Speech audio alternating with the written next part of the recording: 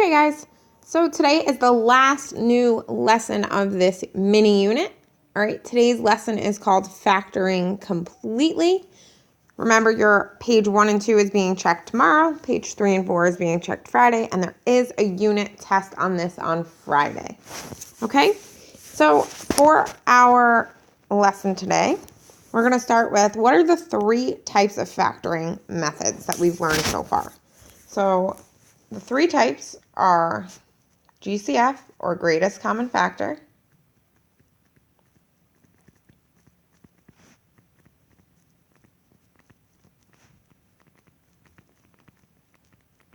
second is factoring trinomials. Okay, that was reverse box method or reverse distribution. And lastly, what we learned yesterday is DOPS, or difference of perfect squares.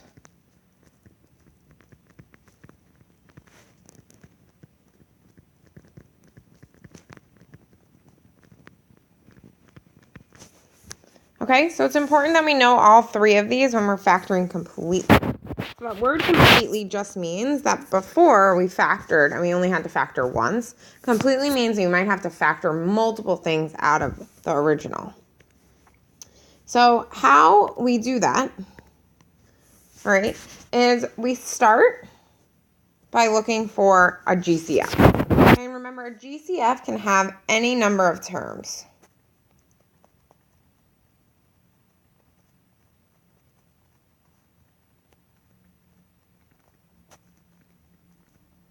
Okay, it can have any number of terms in the original. It just has to have a greatest common factor. So that's the first thing you want to look for, because that will make sure it's clear. So then what you look for after that, if there is a GCF, you do it. If not, then you want to go to the next step. So is it a binomial? A binomial, remember, is 2 terms. And if that answer is yes, check to see if it's DOPS. But remember, DOPS has to have difference, which means subtraction, and it has to have the 2 perfect squares. Okay, so then you can do DOPS. What if it isn't a binomial? Is it a trinomial? Remember, trinomials have 3 terms. Okay, and if that is the answer, yes, you were going to go ahead and factor a trinomial. And remember, that is reverse box or reverse distribution. And sometimes, even after going through that whole flow chart, you might have to repeat the process. All right, and you might have to go back and do something again. There might be another GCF you missed. You might have to have another DOPS. All right, so always check for those things. Okay, and just to be clear, factoring completely isn't a new type of factoring. It's just using the types to make sure that what we are doing is broken down into absolutely all its little pieces. Nothing else can be removed from it. Okay, so let's check this one out. Example 1. Is there a GCF? So let's check all the terms. Is there a number that can be divided from all 3 of these? And that answer is yes. So there is a GCF. Our GCF is 4. And remember, it's not 4x because an x would need to be in all 3, and there is no x in this last one. So our GCF is going to be 4, right? From yesterday, you've had some practice practicing GCF again, but let's just go over that. Remember, my GCF is going to go on the outside. What's going to be left inside the parentheses is what I get when I divide out a 4. So I'm going to divide all 3 of these by a 4, and I'm going to get x squared. 24 divided by 4 is 6. Bring down the negative and bring down the x.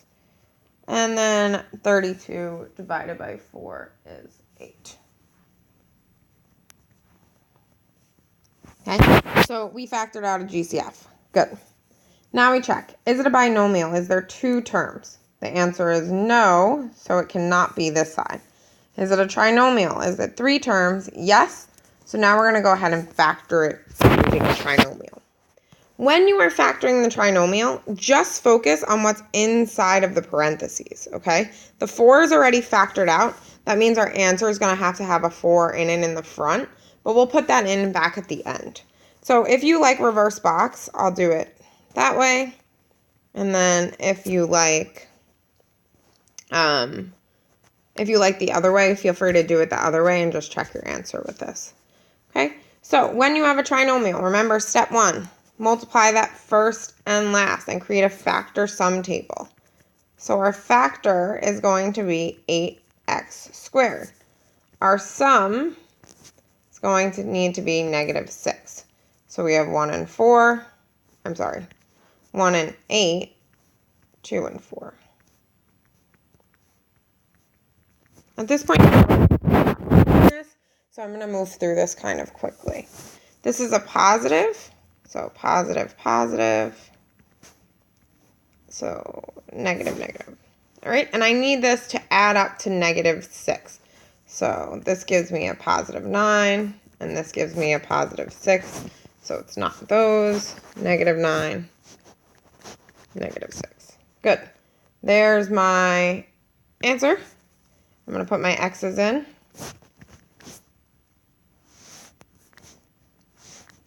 Okay, so now my middle term is going to become -2x and -4x. The 8 stays and the x squared stays. Let me move this down. Okay, so now that we have our 4 terms, we've expanded it, we're going to either do reverse box or reverse distribution. Again, I'm only going to do it one way. You choose which way you want to do it, and then we can write our final answer together. So I have x squared, -2x, -4x, plus 8. GCF of x squared and -4x. GCF of 2 and 8, -2. Let me go the other way. X squared and -2x. And -4 and +8. I bring out the -4. All right, so here's that last step that is what factoring completely is. So we've done a GCF, and now we did the trinomial. We need to write our final answer. So our final answer, let's do this in purple, is going to have our 2 binomials based off this. So I'm still bringing my x squared -4 and my x -2. But I also have to remember that we factored out a GCF before, so all 3 of those things need to be in my final answer. So my GCF is going to go out front, and then my 2 parentheses, or my 2 binomials, are going to be x -2 and x -4. Okay? Let's just check. Are there any dots to factor out? No, because these aren't squares. They are difference, but they're not. There's no x squared. So this is our final answer. This is factoring completely. It's the smallest it could possibly be. Now, let's say you didn't do GCF first. Let's say you did factoring a trinomial first. That's okay too, but you would notice that that 4 would still be inside here, and you just have to recognize that there's a GCF that needs to be removed.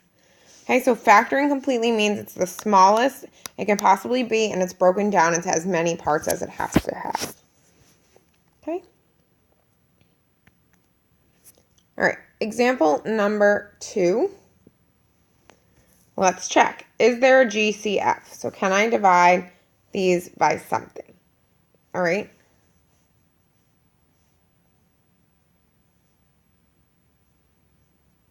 Okay.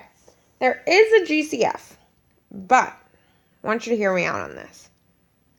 If I have a GCF, yes. Okay. I have a GCF.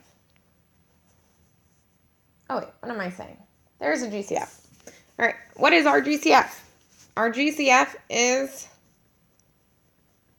9, because 9 can divide both of these.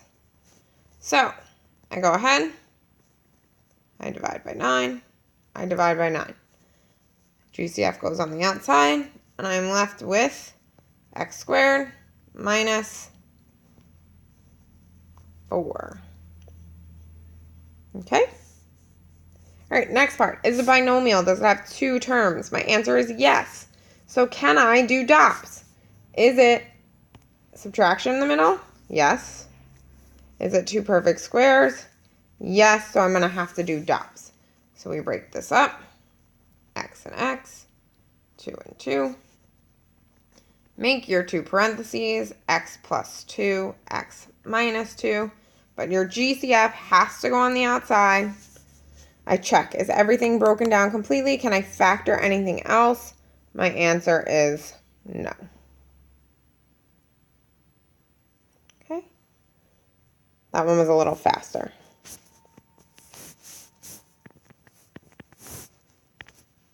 All right, example 3. I want you to try, pause the video, try it out, and then check back here. All right, so GCF, is there something that can be divided into both of these? The answer to this one is no, there is not. So now I need to move on to my next step. Is it a binomial 2 terms or trinomial 3 terms? The answer is binomial. So can I do DOPS? Do I have a difference in the middle? Yes. Do I have two perfect squares? Yes. So I have to break this down. X squared, 4 and 4. I make my two sets of parentheses. X squared, 4 and 4, plus, minus. Now, am I done? Here's where you guys probably got fooled. So, while this is DOPS, there is something else we can factor out. So take a look at this second term. This second term is DOPS again, right? If you notice, there is a subtraction in the middle. And there's two perfect squares.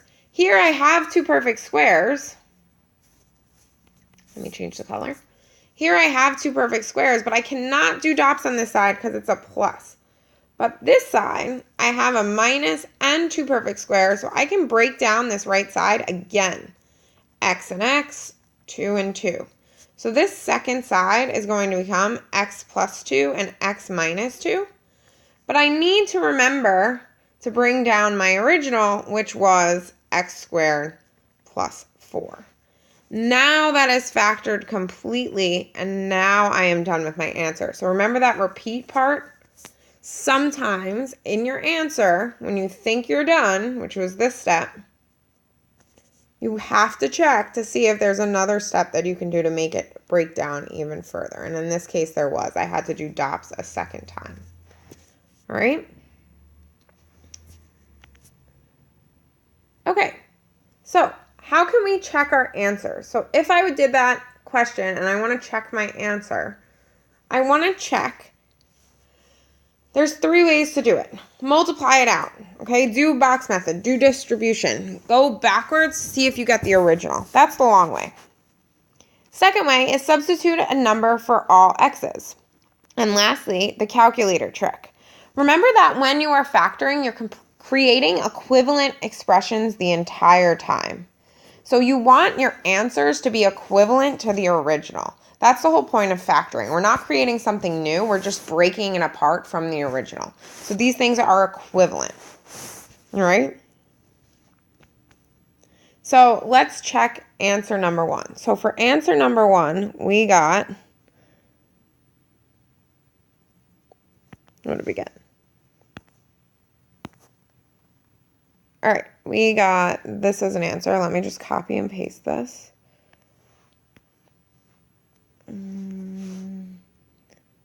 Copy.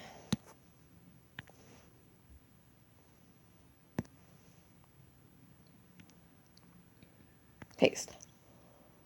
Okay, so here's our answer, right? I'm not going to do it the long way to multiply it out, but if you wanted to, you would have to distribute and then with your answer do double distribution or reverse box or regular box method, okay? But let's check for substitution. So what I meant by substitute in for x, you can choose any number for x. I would choose a number that's a little bit easier. Let's choose x equals 2.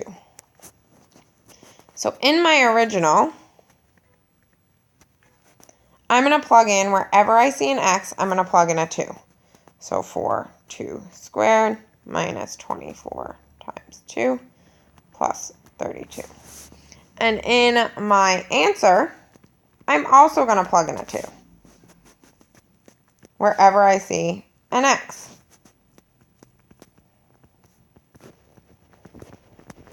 Okay, so now what I'm going to do is I'm going to plug this in my calculator, and I'm going to do this on, I'm going to do this on my calculator on the side, and you can be doing this in your calculator at the same time.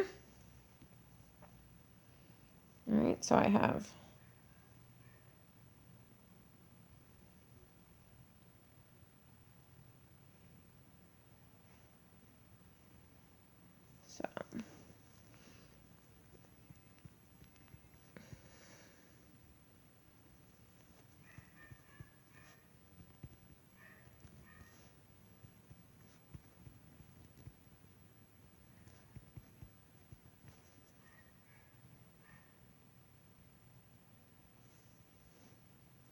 okay, and you're actually going to get 0. Right? So that means I need to get 0 on this side too, because remember, I need them to be equivalent. I want to see, do I get the same answer as my original? So here I get 4, 0, and -2. And anything times 0 is actually 0. So these two things are equivalent, so I know my answer is correct. Right? So that's one way to check. Okay? So that's the second one that I said. Plug in any number for x, and I can do that for any number for x. I can do that for x equals 3, x equals 5, x equals 4. Whatever you want to do, pick your number. Just make sure it's easy enough that you can multiply it out. And I also could have just typed this whole thing right into my calculator, and then type this whole thing right into my calculator and see what I got. But I don't have my graphing calculator with me, so I did it by hand. But don't feel like you need to do that. You can actually just plug it in, and it will save you from making any little mistakes. Okay. So now let's check our second one, and this time I'm going to use that calculator method to check. So what we do for our calculator method, number 2, we got 9x plus 2, x minus 2. Okay, our answer was this. Okay, and to do the calculator method, what you're going to do is go to y equals in the calculator. Okay, and again, I'm going to do this on my graphing calculator on the side.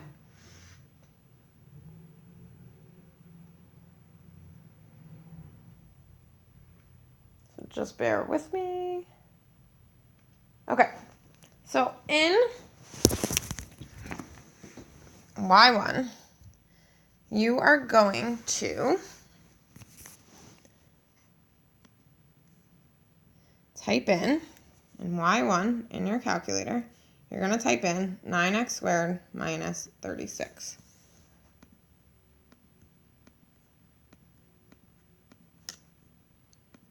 And in y2, so that was your original.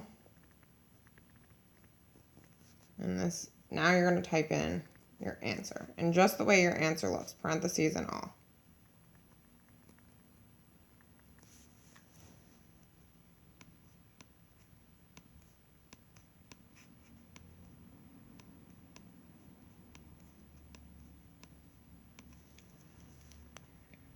Okay, and then you're going to go to second and hit the graph button. And you want to take a look at the table. And you want to see if your table is equivalent. So I'm actually going to take a picture of what this should look like. Oh, that's me. Hi guys. Around, so. No, not me. Okay, sorry about that. So here we go. So here's what your table will, your y1 and y2 will look like. I look at my table, second table, and I want to see, is y1 equivalent to y2? Because that's the whole point of this, right? Are these two things equivalent? And I see here, -36, -36, they are the same, so they are equivalent. Oh, that's very blurry, but it's okay. Okay, that's fine. Good enough. All right, so I just wanted to see, was my table equivalent? And if my answer is yes, then I know these two things are equivalent and my answer is correct. Okay, so I'm looking for, are my y1 and my y2 the same? And they are. Okay, so those are the two methods you can use to check your answer. And the third one is just to multiply it out and see if you get the original. Feel free to use any of those to always check if you're correct. Remember, the bottom line is you want these to be equivalent expressions. All right, so on your table you have bingo cards. Designate someone to be the leader to read out the questions and the answers and have fun. Okay, remember bingo is you have to get 5 in a row, whether it's up or down, left or right, or diagonal. Okay, do your work in your notebook. And don't cheat.